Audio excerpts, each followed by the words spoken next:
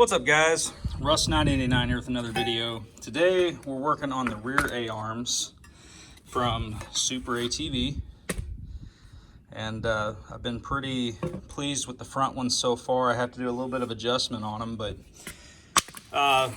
they're really well built, and they're going to accomplish everything that we're trying to do with the bigger tires and whatnot. So today I'm going to show you how to change those out. It's relatively quick. It's going to take, I don't know, with an impact, I can probably get it done in about 45 minutes altogether from start to completion. So we're going to run through the video pretty quick today. So I'll still give you all the torque specs and everything. So we're going to get started right now. The instructions will tell you that you have to undo your castle nut and all of that and take that off. You don't have to. What we're going to do is we're going to take it apart from the top and the bottom, and then we'll put it all back. We'll get the tops started, but your offset's going to be back, so you can't get everything lined up until your bottom one's undone. So this is what we're going to start with. We're going to take a 10 millimeter and we're going to take our brake line off. We're going to get a 17 millimeter and we're going to take our two top bolts out from the frame. And then this is a 14 millimeter right here. So we're going to take those 4 items loose real quick. All right, so we got everything loose. The two 17 millimeters up top, they're taken off. I got the bolts in the holes. The 14 millimeter, I stuck a screwdriver through there to hold that. You got a 10 millimeter right there for your brake line. That's off. Went ahead, the bottom one to the knuckle is a 14 millimeter as well. Got a screwdriver holding that in place. And then 17 millimeters back here on the frame tabs. Those bolts are just sitting in there loose, hanging on to everything. The only thing we have left to do is around here on your sway bar link. This right here is a double nut. This is a cap nut right here. And underneath that is a 5 millimeter Allen head, and that's what you'll have to use a 5 millimeter Allen wrench to put in there to hold that while you retorque that nut, and then you'll put this cap nut back on afterwards. So we're going to take that out, take these two nuts loose and get them off there. And then after we do that, it's pretty simple. We're just going to pull this one and this one, pull this screwdriver and remove this top arm. And then we'll remove those two and drop the bottom, and I'll just get my knee underneath here to hold this. And then also, I almost forgot, right here is a 17 millimeter on your shock mount. You're gonna have to take that off, so we're gonna go ahead and take it off when we take the sway bar link out. So we'll do that real quick, and then we're just gonna pull it all apart and start putting it back together. All right, so we got the shock mount removed, the sway bar link nuts off, and pulled the top arm, which is right there.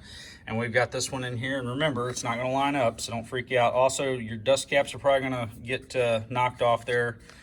Don't worry about that. Just clean them back up and put them back on. And so now we're going to pull the two bottom bolts, and we're going to pull the screwdriver, remove the bottom arm, and then put it on. All right, so we got the bottom arm out. Lost another dust cap. Like I said, no problem. Just keep track of them, clean them up, and put them back on. Now, on the other side, it was a little tight, so before you get too involved, you're probably going to want to try to line it up and see how it fits. And what we had trouble with on the other side was the frame was really tight. This side looks like it's going to go good there. I can get that in, but over here we're going to have to get a crescent wrench in there and kind of pry on that tab a little bit to line it up.